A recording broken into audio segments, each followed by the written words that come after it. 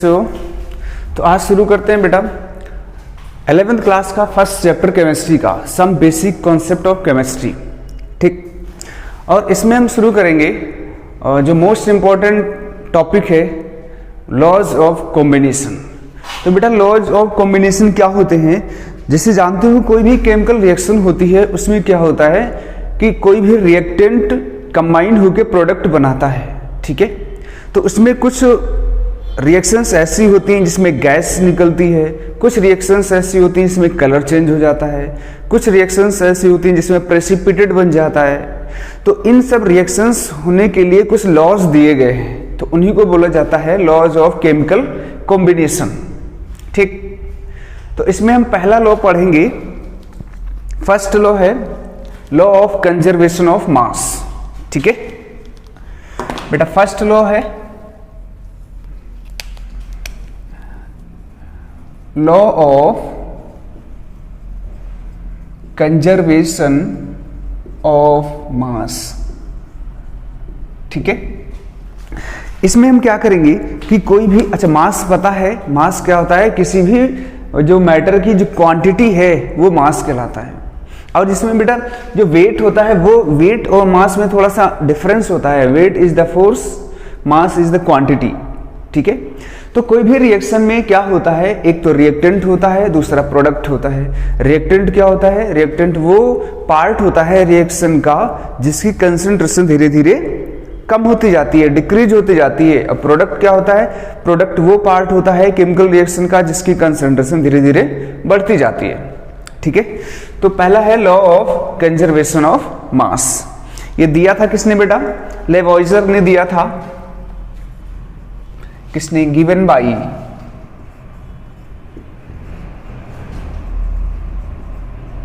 लेवॉइजर। ठीक है, कब दिया था ये बेटा? ये एक 1789, और इनको बेटा फादर ऑफ केमिस्ट्री भी कहा जाता है, फादर ऑफ केमिस्ट्री। ठीक है, अब ये क्या बताता है? ये लॉ क्या बताता है? जैसे मास है, मास को क्या कराना है? कंजर्व कराना है। तो अब बेटा देखो यहां पर कोई फिजिकल चेंज हो या केमिकल चेंज हो, उसमें जो टोटल मास होता है रिएक्टेंट का और वही प्रोडक्ट के बराबर होना चाहिए। कैसे? मान लिया अपन क्या किए हो, अगर फिजिकल चेंज देख रहे हो तो 1 kg आइस है, उसको हमने मेल्ट करा दिया। तो अब ये फिजिकल चेंज हुआ। फिजिकल चेंज में बेटा कोई भी न्यू सब्सटेंस नहीं बनता, वही रहता है, उसकी प्रॉपर्टी वही रहती है, उसकी कंपोजिशन भी वही रहती है। लेकिन केमिकल चेंज में क्या होता है? नया पदार्थ, नया मैटर बन जाता है, उसकी न्यू प्रॉपर्टी होती है। ठीक है, वो केमिकल चेंज होता है। जैसे अगर आप क्या करो, किसी पेज को फाड़ दो तो उसमें फाड़ने से पहले और फाड़ने के बाद क्या हुआ, तभी भी पेज ही है, तो वो क्या हुआ? वो फिजिकल चेंज हुआ। अब उसमें क्या करो, उस पेपर को बर्न कर दो, उसको अगर जला दो तो पहले पेपर था, जलाने के बाद क्या ऐश बची, राख बची, तो वो क्या हुआ? पेपर से राख में चेंज हो गया, नया सब्सटेंस बन गया, तो वो है केमिकल चेंज। तो उन्होंने बताया था कि कोई भी अगर केमिकल चेंज होता है तो उसमें रिएक्टेंट का मास और प्रोडक्ट का मास इक्वल रहता है, बस।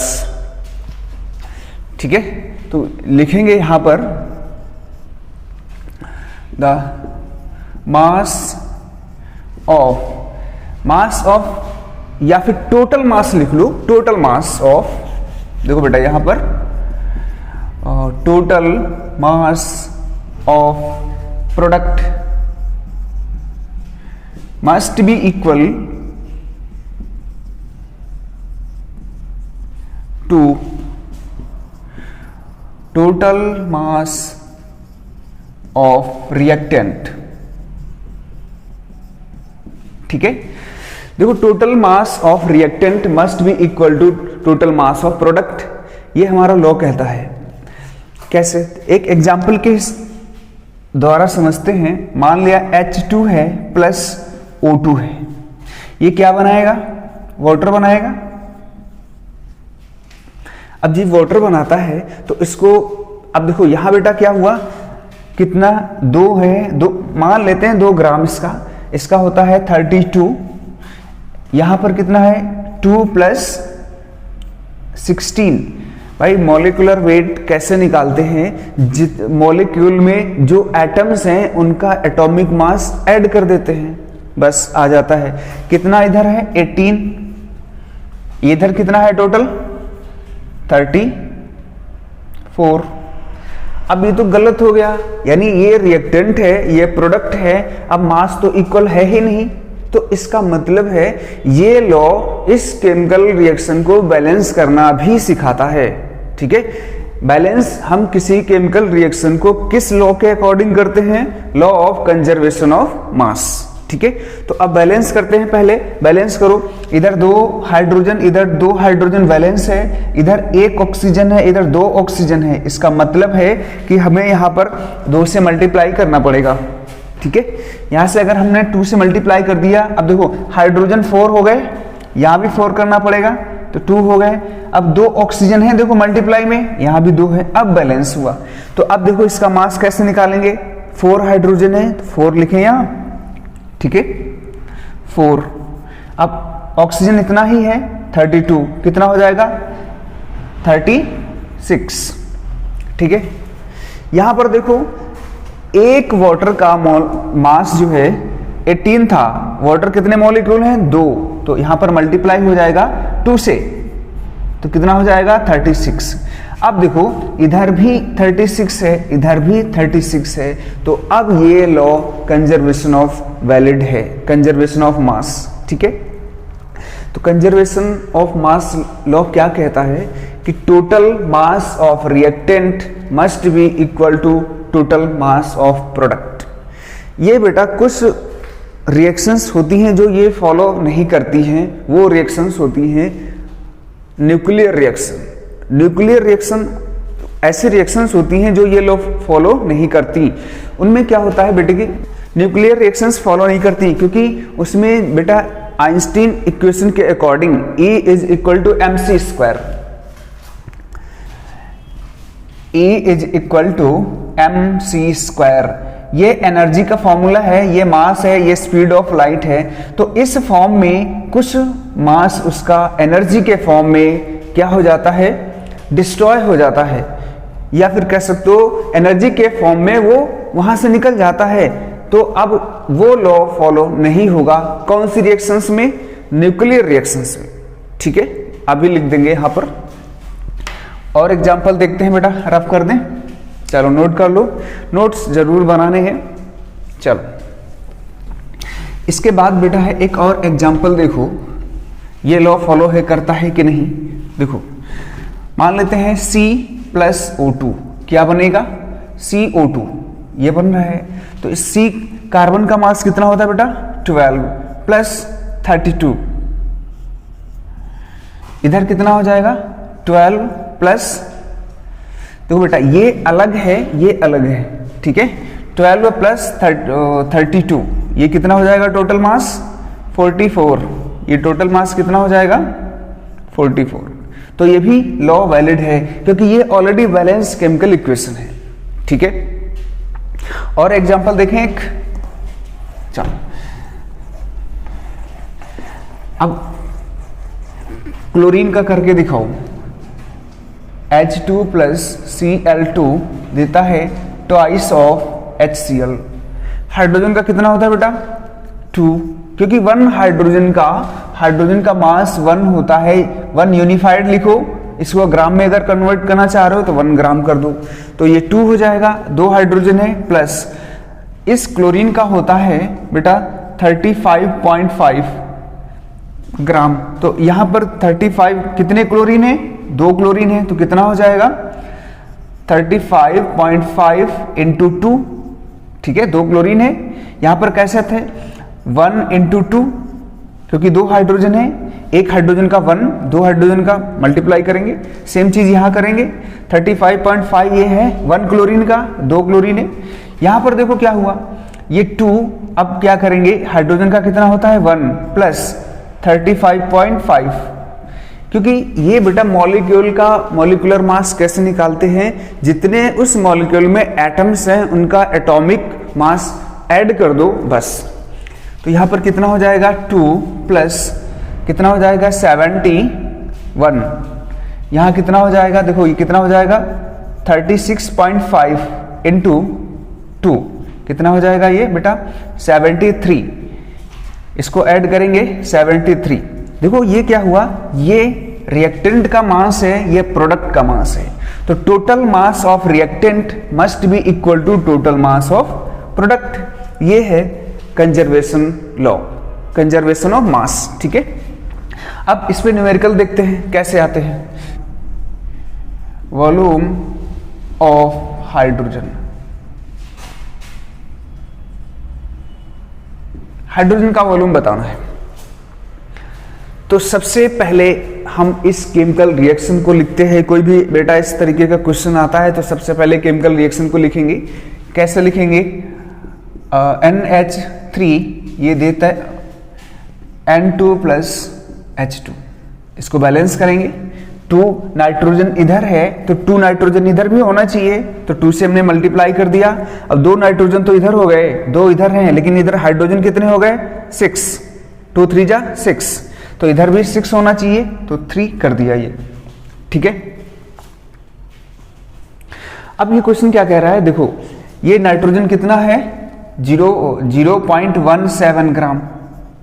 ठीक है, अब नाइट्रोजन, ये अमोनिया कितना है, सॉरी अमोनिया इतना है, नाइट्रोजन कितना है 0.14 ग्राम। तो बेटा कुछ भी नहीं करो, कंजर्वेशन ऑफ मास लॉ लगा दो। इधर कितना है 0.17 ग्राम, इधर कितना है 0.14, तो ये कितना हो जाएगा, क्या करो बेटा, अगर ऐसे निकालो, इसका मान लिया हमने x, तो यहां पर क्या होता है x plus 0.14 is equal to इतना है 0.17, तो x कितना आ जाएगा बेटा 0.03 ग्राम आ जाएगा। तो हमें पता चला कि हाइड्रोजन कितना बन रहा है, इतना बन रहा है 0.03 ग्राम। ठीक, अब हमें क्या निकालना है, वॉल्यूम निकालना है हाइड्रोजन का। तो अगर मोल कॉन्सेप्ट पढ़े हो तब तो अच्छी बात है, नहीं पढ़े हो तो हमारा लेक्चर पढ़ लो, अच्छे से उसमें क्लियर हो जाएगा, हमने चार्ट के थ्रू पढ़ाया हुआ है। तो अब देखो क्या हुआ, वेट ऑफ हाइड्रोजन कितना निकला 0.03 ग्राम। ठीक है, अगर वेट नहीं लिखना चाह रहे हो मास भी लिखो, क्योंकि इस केस में चल जाता है, यहां पर अगर मास भी लिखो तब भी चल जाएगा। मास ऑफ हाइड्रोजन इतना आया। अब बेटा यहां क्या है, मॉलिक्यूल, हाइड्रोजन क्या है मॉलिक्यूल, तो उसका मॉलिक्यूलर वेट कितना होता है, मॉलिक्यूलर मास, किसका मास ऑफ H2, ये कितना होता है बेटा, एक हाइड्रोजन का 1 है तो 2 हाइड्रोजन का 2 ग्राम। ठीक है, अब यहां पर मोल्स निकालो, मोल्स, क्योंकि हमें फॉर्मूला वॉल्यूम क्या होता है, वॉल्यूम इज इक्वल टू होता है N इनटू, या फिर हम लिख देते हैं पूरा मोल इनटू 22.4 लीटर। ये मोल कॉन्सेप्ट में है, क्योंकि बेटा 1 मोल कोई भी गैस होती है उसका मास इतना ही होता है। 1 मोल गैस कोई भी हो, ऑक्सीजन, नाइट्रोजन, हाइड्रोजन, कुछ भी हो, तो उसका मास वॉल्यूम इतना ही होता है। तो N, मोल निकालो, मोल, मोल फॉर्मूला होता है मास अपॉन में मॉलिक्यूलर मास, मॉलिक्यूलर मास। ठीक है, तो मास हमारा कितना आया है 0.03, मॉलिक्यूलर मास कितना है 2, कितना आ जाएगा बेटा यहां पर 0. आंसर बताओ कितना आएगा 0.15 मोल, इतने मोल आ गए। ठीक है, इस मोल को उठा के यहां रखो, आंसर आ जाएगा। तो वॉल्यूम यहां कितना आया 0.015 इंटू 22.4 लीटर। अब इसको मल्टीप्लाई करो, कितना आएगा बेटा, ये अप्रोक्सीमेट आएगा 336। मल्टीप्लाई कर सकते हो, 15 का पहाड़ा पढ़ो या इंग्लिश में हो, 15 4 जा 60 का 0, 15 टू जा 30, 36 6 आ जाएगा 30, और 15 टू जा 30 प्लस 3 3। अब बेटा देखो डेसिमल हमें कितने डिजिट के बाद लगाना है, 1 तो यहाँ है, 1 2 3 4 डिजिट के बाद हमें डेसिमल लगाना है, तो 1 2 3 4 यहाँ लगा दिया, तो इतना लीटर आ गया हमारा वॉल्यूम। वॉल्यूम कितना आया? 0.3360 लीटर। अगर इसको ml में करना है तो 1000 से मल्टीप्लाई कर दो, कितना आ जाएगा? 336.0, ये ml में आ जाएगा बेटा। ये क्वेश्चन आया, ठीक है, आया हुआ है क्वेश्चन, कहीं ना कहीं आया हुआ है, ठीक। चलो इसके बाद नेक्स्ट क्वेश्चन करते हैं इसी पर, अच्छा क्वेश्चन है, ठीक है बेटा। तो कैसा लग रहा है सेशन? चलो देखो एक क्वेश्चन है, अगर H2 प्लस Cl2 ये देता है HCl, ट्वाइस ऑफ HCl, ठीक है। तो अगर ये हमने 6 ग्राम लिया है, ये हमने 6, ये भी 6 ग्राम ले लेते हैं, तो ये कितना बनेगा? कंजर्वेशन लॉ अगर फॉलो करता है तो ये 6 और ये 6, तो ये 12 बन जाएगा, ये 12 ग्राम बन जाएगा, ठीक है, क्योंकि कंजर्वेशन लॉ फॉलो कराना है तो दोनों का मास इक्वल होना चाहिए, ठीक। एक क्वेश्चन और करते हैं बेटा, इंपॉर्टेंट टॉपिक्स हैं ये सारे, आगे समझ। चल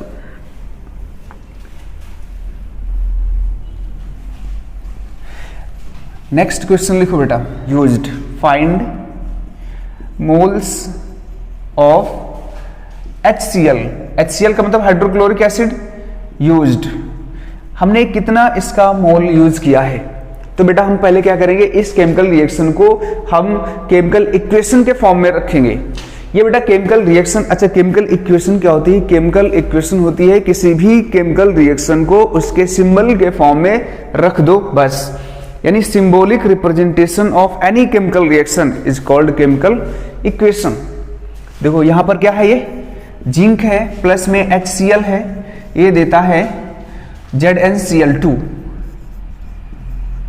प्लस में H2 देता है, ठीक। अब ये देखो कैसे कहाँ कहाँ मिस्टेक होती है वो भी देखेंगे, और ये कैसे कैसे रिएक्शन होती है और कैसे कैसे इसको सॉल्व किया जाता है वो भी देखेंगे। तो बेटा यहाँ पर और क्वेश्चन में और कुछ दिया हुआ है, मास दिया हुआ है, ठीक है। देखो यहाँ पर हम लिख देते हैं,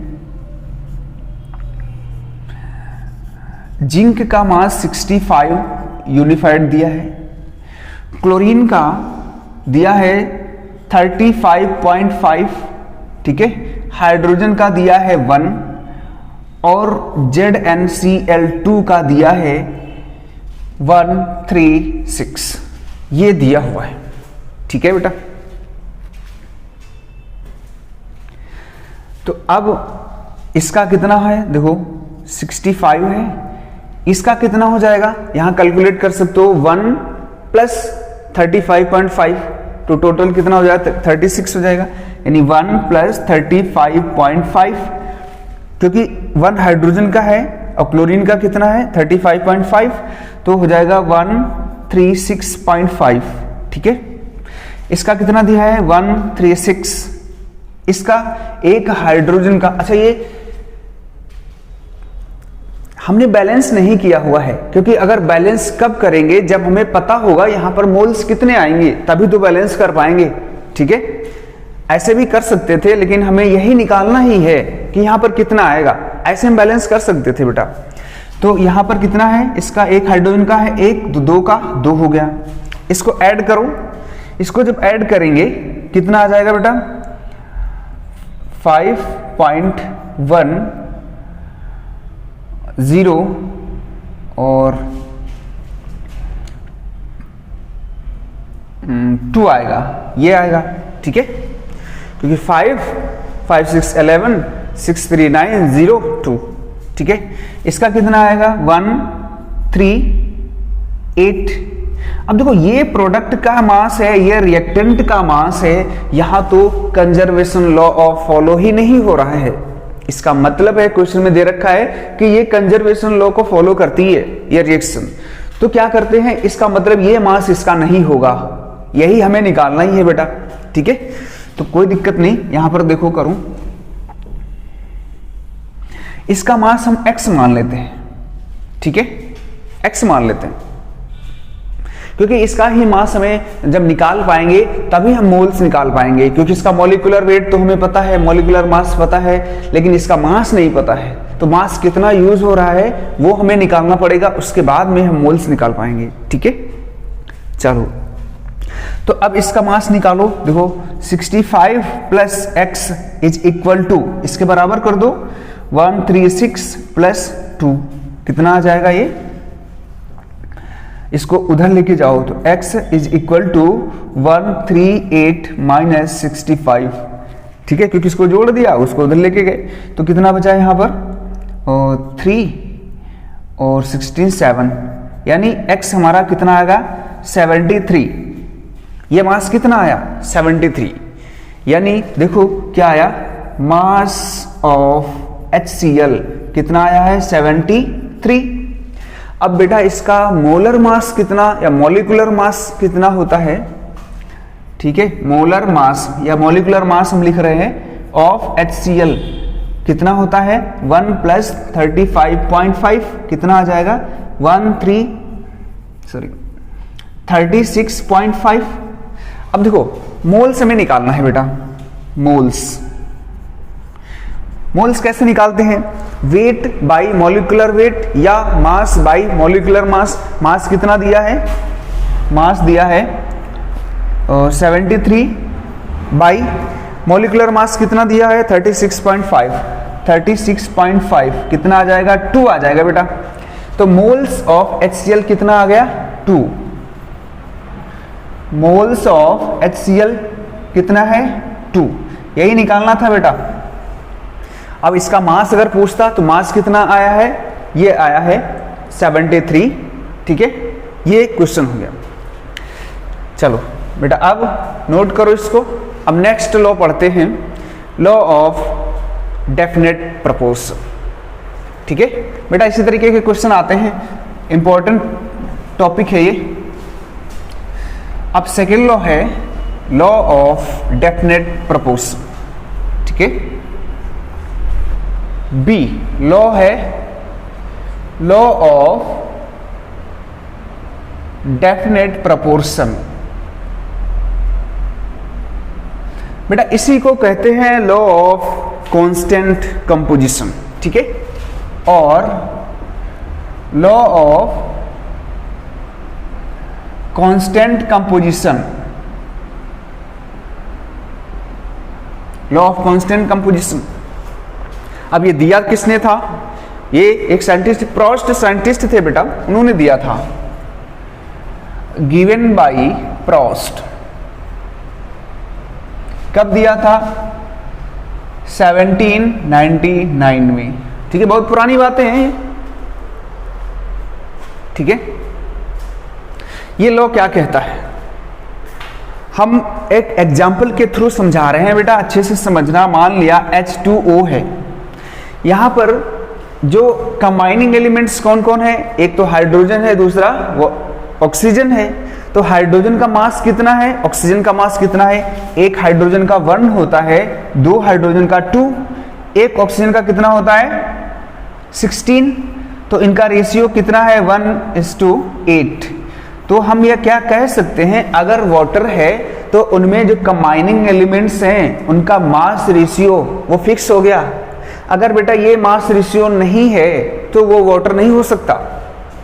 कहने का मतलब एक और एग्जांपल देखो, जैसे CO2 है, C का 12 होता है, O का 32, क्योंकि एक ऑक्सीजन का 16, 2 ऑक्सीजन का 32। इसका सिंपल रेशियो कितना होता है, सिंपल रेशियो निकालने में क्या होता है कि कोई जो इसमें कॉमन है उसको बाहर ले लो। तो 4 कॉमन है तो 4 कॉमन लिया इसमें, तो 3 आया, इसमें 8 आया। तो ये है कार्बन और ऑक्सीजन का मास रेशियो। तो तो हम ये क्या कह सकते हैं कि किसी भी कंपाउंड में जो कंबाइनिंग एलिमेंट्स होते हैं उनका मास रेशियो फिक्स्ड होता है। यही है लॉ बेटा, ठीक है। लिखेंगे इन एनी कंपाउंड, किसी भी कंपाउंड में क्या होता है, the mass ratio of combining element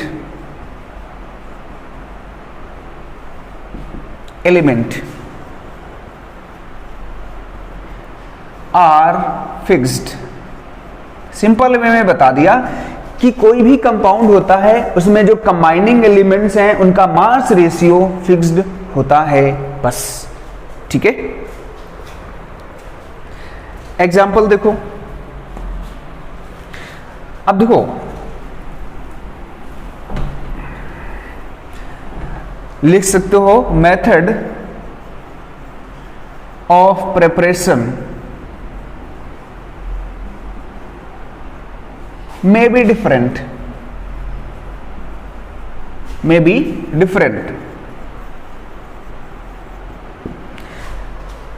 ठीक है। यानी मेथड ऑफ प्रिपरेशन में भी डिफरेंट।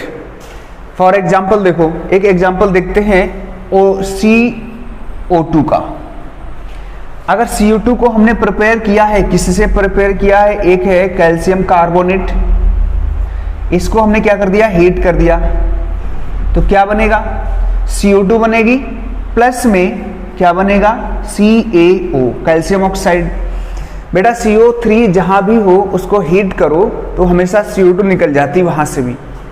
तो अगर इसको हमने अब दूसरी तरीके से हमने C+O2 ऐसे बना लिया है, CO2। मेथड ऑफ प्रिपरेशन अलग अलग हो सकते हैं, लेकिन जो इसमें मास रेशियो है वो कितना है, ये 12:32। इसको सिंपल में करेंगे 3:8। इसमें भी वही चीज है, 12:32, सिंपल वे में करेंगे 3:8। तो समझ गए कि मेथड ऑफ प्रिपरेशन में भी डिफरेंट या सोर्स अलग हो सकते हैं, लेकिन जो भी कंपाउंड है उनमें जो कंबाइनिंग एलिमेंट्स हैं उनका मास रेशियो बेटा फिक्स्ड होता है, ठीक है। चलो एक और एग्जांपल ले लें, बहुत इंपॉर्टेंट टॉपिक है ये। चलो देखो बेटा, एक वाटर का केस ले लेते हैं। एक वाटर, मान लिया रेन वाटर है, दूसरा है रिवर, रिवर का है, लेक का है, अब मान लेते हैं सी वाटर है।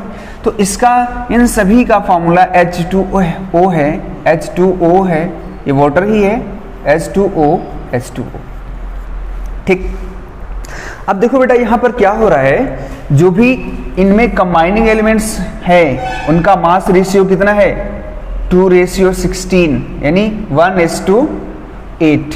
इसका भी वही चीज है, इसका भी 1:8 आएगा, इसका भी 1:8 आएगा। तो हमारा कहने का मतलब ये था, ये लॉ के अकॉर्डिंग, कि कोई भी अगर कंपाउंड है उनमें जो कंबाइनिंग एलिमेंट्स होते हैं उनका मास रेशियो फिक्स्ड होता है, बस, ठीक है। चलो न्यूमेरिकल देखें बेटा इस पे। तो बेटा सिंपल है, देखो बहुत इजी है ये, हमारा चैप्टर बहुत इंपॉर्टेंट है इसमें, और ये न्यूमेरिकल इसी तरीके के आते हैं बेटा, ठीक है।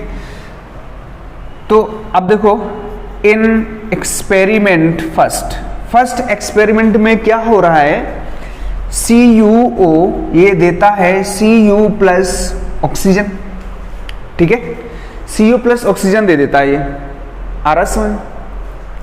देखो यहां पर कॉपर ऑक्साइड का वेट कितना है, 1.59 ग्राम, ठीक है। कॉपर, यहां पर कॉपर का कितना है, 1.27 ग्राम। अब हमें ऑक्सीजन का वेट नहीं पता है, तो कंजर्वेशन लॉ के according, conservation of mass law के अकॉर्डिंग इसका ऑक्सीजन का हम निकाल सकते हैं। क्यों? क्योंकि कॉपर ऑक्साइड का जो क्यूप्रिक ऑक्साइड है उसका वेट इतना है, कॉपर का इतना है, तो ऑक्सीजन का नहीं निकाल पाएंगे क्या। देखो टोटल मास इधर करो, टोटल मास इधर करो, तो प्लस में x मान लो इसका, तो इस ये और ये इक्वल कर दो, तो x + 1.27 इज इक्वल टू 1.59, ठीक है, क्योंकि कंजर्वेशन मास यही बताता है कि total mass of reactant must be equal to total mass of product, ठीक है। तो ये कितना x कितना आ जाएगा बेटा, इसको उधर लेके जाओगे तो माइनस में हो जाएगा 1.59 माइनस 1.27 कितना हो जाएगा, यहाँ पर ये आ जाएगा 2 आएगा 3.0 ग्राम। मतलब मास ऑक्सीजन का कितना आया है 0.32 ग्राम, ठीक है। यहां से निकाल पाएंगे। चलो अब देखो इसका हमें रेशियो पता करना है कॉपर और ऑक्सीजन का। इसको बेटा ऐसे देखो, कॉपर है और ऑक्सीजन, इरेज करते हैं इसका। देखो कॉपर और ऑक्सीजन का रेशियो हमें पता करना है। कॉपर कितना है, ये है 1.27, ऑक्सीजन कितना है 0.32, इसका रेशियो पता करो। तो इसका सिंपल कैसे निकालेंगे, CuO तो कितना आ जाएगा 1.24 बाई 0.32, अप्रॉक्सीमेट 4 आएगा। तो इसका रेशियो कितना, CuO का रेशियो कितना हो जाएगा 4:1, ठीक है। ये एक्सपेरिमेंट फर्स्ट में हमें पता चला। सेकंड एक्सपेरिमेंट में क्या होता है, सेम चीज है बस मास अलग है। ये समझ में आया बेटा है ये, क्योंकि हमने कंजर्वेशन मास के अकॉर्डिंग टोटल मास रिएक्टेंट का प्रोडक्ट के बराबर कर दिया, क्योंकि हमें ऑक्सीजन और कॉपर का मास रेशियो चाहिए, तो ऑक्सीजन का मास तो हमें निकालना पड़ेगा, जबकि कॉपर का हमें दिया हुआ है, तभी तो मास रेशियो निकाल पाएंगे, तभी मास रेशियो ही तो होता है कांस्टेंट। सेकंड में क्या है, CuO ये देता है Cu+O, यहाँ कितना मास दिया हुआ है 3.18 ग्राम, इसका मास कितना दिया है 2.54, ये दिया हुआ है बेटा, ठीक है। इसको ग्राम हटा देते हैं, इजी हो जाएगा। अब हमें ऑक्सीजन का नहीं पता है, सेम चीज ऑक्सीजन का निकालेंगे, तो x plus 2.54 is equal to 3.18, right. इसका x निकाल पाओगे बेटा, x कितना आएगा, इसको उधर लेके जाओ, x is equal to 3.18 minus 2.54, तो आएगा 460। इतना x कितना आ गया, x कितना आया ये 0.64 ग्राम, ठीक। अब कॉपर का पता है, ऑक्सीजन का पता है, तो इनका रेशियो नहीं निकाल पाओगे। चलो निकालो, देखो CuO, Cu का कितना है 2.54, ऑक्सीजन का कितना है 0.64, तो इसको रेशियो निकालने डिवाइड कर दिया करो अगर दिक्कत हो रही हो, बाई O कितना है 2.54 बाई 0.64, ये भी वही चीज आएगा बेटा, 4 टाइम्स जाएगा, यानी 4:1, ये कितना आएगा 4:1। देखो ध्यान से बेटा, इधर कॉपर का 4:1 कॉपर ऑक्साइड और ऑक्सीजन का रेशियो, इधर भी कॉपर ऑक्सीजन का रेशियो 4:1। तो ये प्रूफ होता है कि ये जो दोनों एक्सपेरिमेंट है ये लॉ ऑफ डेफिनेट प्रोपोर्शन को फॉलो करते हैं, ठीक है बेटा। आ रहा है ना समझ में, ऐसे क्वेश्चन आते हैं बेटा इस टॉपिक से, ठीक है। चलो नेक्स्ट लॉ पढ़ते हैं, वेरी वेरी इंपॉर्टेंट लॉ है, ठीक है। चलो law of multiple proportion, third है लॉ ऑफ मल्टीपल प्रोपोर्शन, ठीक है। लॉ ऑफ मल्टीपल प्रोपोर्शन ये भी इंपॉर्टेंट है बेटा, किसने, डाल्टन साहब ने दिया था, गिवन बाय जॉन डाल्टन 1803, इसमें दिया था बेटा इन्होंने, ठीक है। ये इंपॉर्टेंट है, लैंग्वेज थोड़ी सी अलग है, हम लिख रहे हैं, इसको ध्यान से समझना। देखो क्या है ये लॉ, क्या कहता है, व्हेन टू एलिमेंट्स कंबाइन या रिएक्ट टू फॉर्म टू और मोर देन टू और मोर देन टू कंपाउंड, ठीक है, टू और more than two compounds.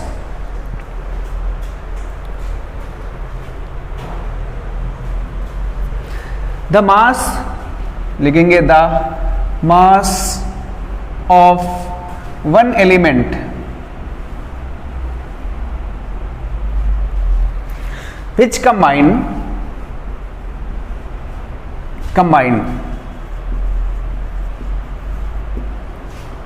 with fixed mass of other element bears simple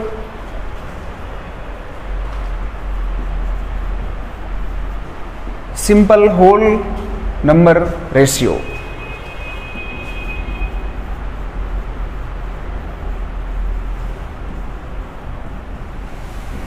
simple whole number ratio में होता है। थोड़ी सी अजीब लग रही है ये इक्वेशन, या फिर कैसे तो डेफिनेशन थोड़ी सी अजीब लग रही है, लेकिन बहुत इंपॉर्टेंट है, ठीक है, और ये आसान है। लिखा है when two elements react to form two और मोर देन टू कंपाउंड्स। अगर कोई भी दो एलिमेंट्स हैं वो रिएक्ट करते हैं, दो से ज्यादा कंपाउंड बनाते हैं। फॉर एग्जांपल है दो बनाए या फिर दो से ज्यादा। एग्जांपल देखो कैसे उसको क्लियर करते हैं कि H2 है ये प्लस O2 है, ये दो एलिमेंट्स हैं, ये रिएक्ट करने के बाद क्या बनाएंगे, एक बार H2O बनाएंगे, एक बार H2O2 बनाएंगे। एक बार वाटर बना लिया, एक बार पेरोक्साइड बना लिया, ठीक है। तो ये दोनों रिएक्ट करने के बाद तो वो डेफिनेशन लिखी है when two elements react to form two और more than two compounds, mass of one element which combined with fixed mass of other element bears simple whole number ratio, ठीक है। इसको अब यहां समझो बेटा, आ रहा है ना तुम्हारा ये सिस्टम, ठीक है, अच्छा है।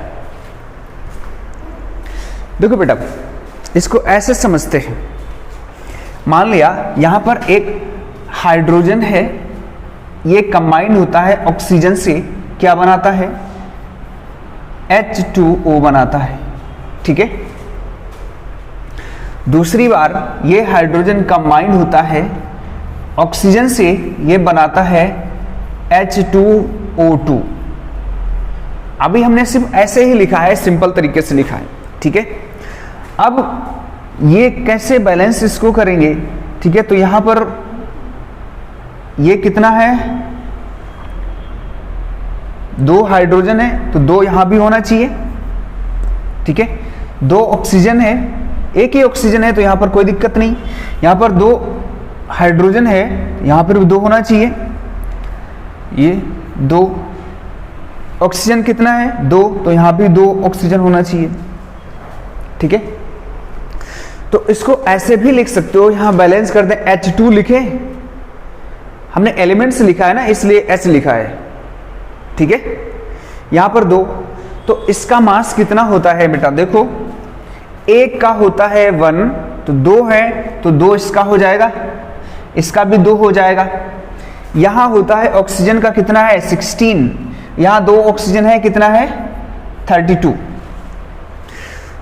अब अच्छे से समझना है बेटा, तो यहां पर इसका रेशियो कितना है, यहां पर कितना है, दो इसका है H2, ऑक्सीजन का कितना है 16, यहां पर इसका कितना है दो, यहां पर ऑक्सीजन का कितना है 32। तो यहां पर ये हमने बताने की कोशिश की है कि दो एलिमेंट्स कंबाइन करते हैं, दो या दो से ज्यादा कंपाउंड अगर बनाएंगे तो क्या लिखा है, the mass of one element which combined with fixed mass of other element, mass of one element which combined fixed mass of other element, mass of one element which combined fixed mass of other element bears simple whole number ratio. इनका ratio कितना होगा, simple whole number ratio होगा। इन दोनों oxygen का कितना होगा, 16:32। ठीक है, तो यहां पर देखो इन दोनों का कितना होगा, 16:32, ये हो जाएगा 1:2। ठीक है, ध्यान से देखो फिर समझो कैसे। when two elements combine forms two or more than two elements, जब 2 एलिमेंट्स कंबाइन करते हैं 2 कंपाउंड बनाते हैं या 2 से ज्यादा बनाएंगे। ठीक है, फिर लिखा है the mass of one element, oxygen का मास, ऑक्सीजन का मास of one element which combined with fixed mass of other element. यहां फिक्स किसका है, हाइड्रोजन का।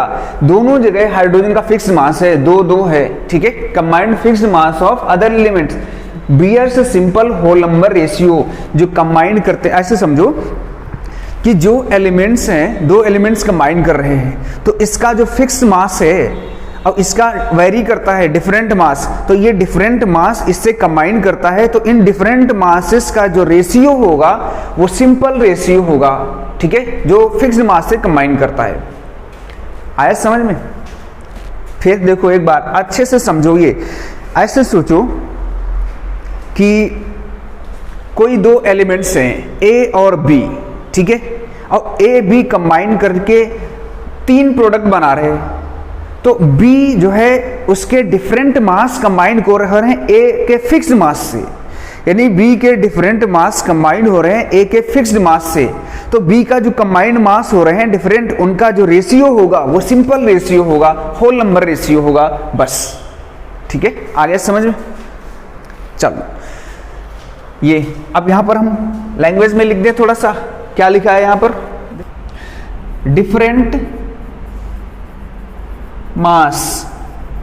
masses of ऑक्सीजन है ना, डिफरेंट मास ऑफ ऑक्सीजन है, different mass of oxygen combined react to fixed mass of hydrogen, है ना। Hydrogen के फिक्स्ड मास से कंबाइन हो रहा है, फिक्स्ड मास ऑफ हाइड्रोजन। अब इनका जो सिंपल रेशियो होगा, बियर्स सिंपल रेशियो। ठीक है, कैसा है ये देखो, ये है ना सिंपल रेशियो। एग्जांपल देखो, C+O, ये कंबाइन करके क्या बनाता है, एक बार CO बनाएगा, दूसरा C+O एक बार बनाएगा CO2।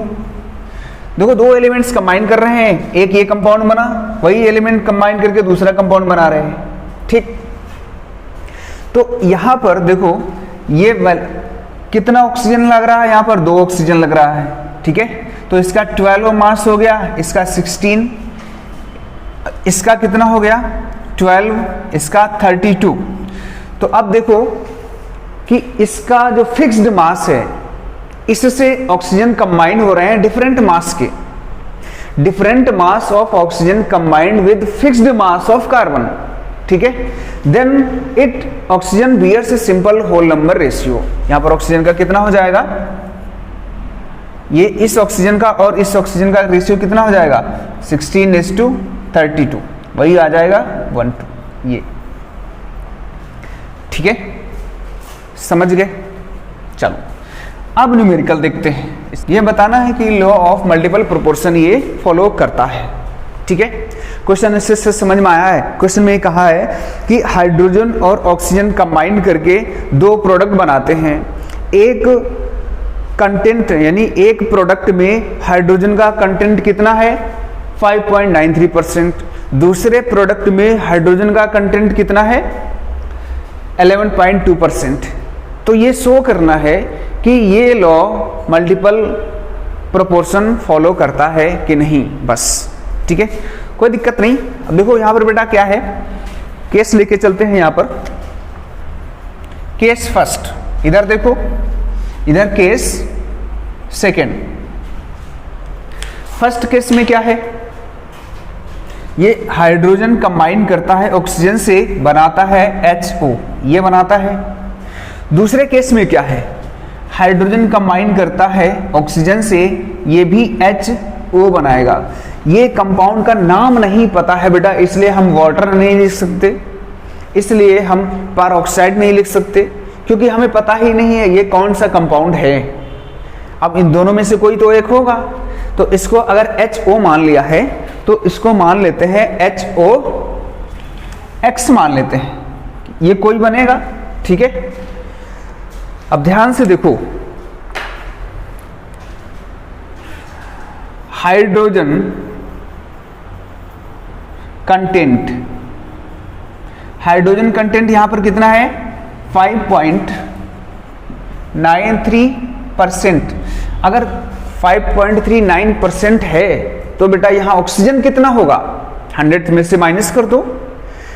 अगर मान लिया हम और आप जो है दो लोग हैं, अगर आपका 75% पार्टनरशिप है हमारे अंदर, तो हमारी कितनी है भाई, 25% नहीं हुई क्या?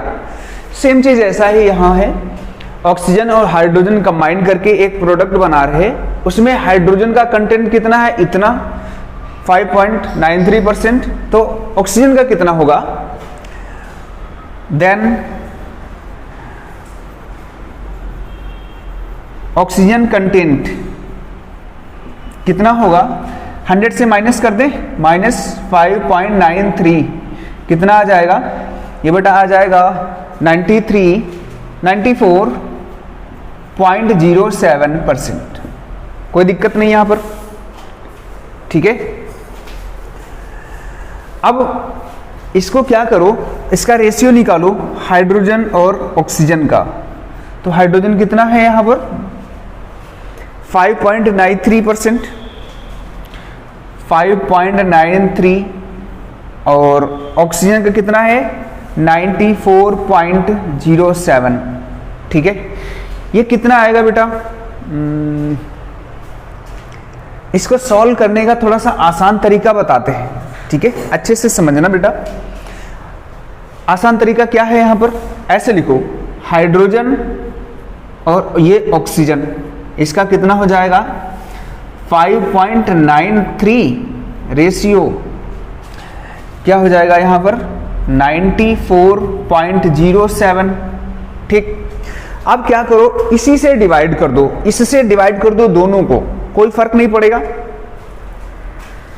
इससे डिवाइड करेंगे क्या आ जाएगा यहां पर 5.93 बाई 5.93, इसको डिवाइड करेंगे 94.07 बाई 5.93। ठीक है, ये तो हमारा बेटा हो जाएगा 1, अब ये आएगा 15.86।